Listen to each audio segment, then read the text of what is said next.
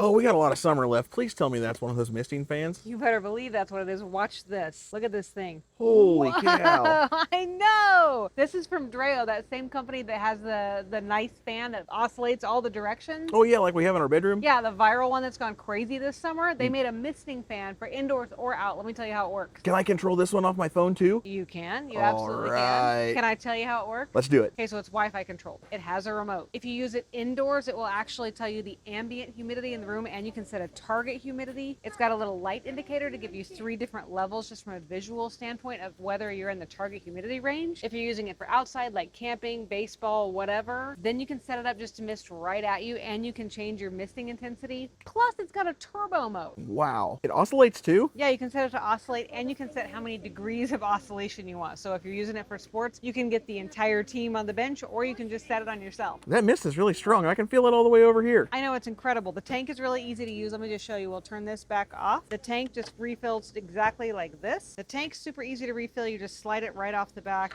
open this right up, and you can just refill it. Plus, you want to know my favorite feature? You can actually take the face of this off so that over time, as this thing starts to get a little bit dirty, you can clean it easily. Oh, that's amazing. I know, this thing's incredible. That had to be super expensive. So this is the 516S Smart Misting Fan from Dreo. Absolutely love Dreo's products, and they knocked it out of the park with this one. If you want to check this one out, I'll put a link on the bottom of the video so you can.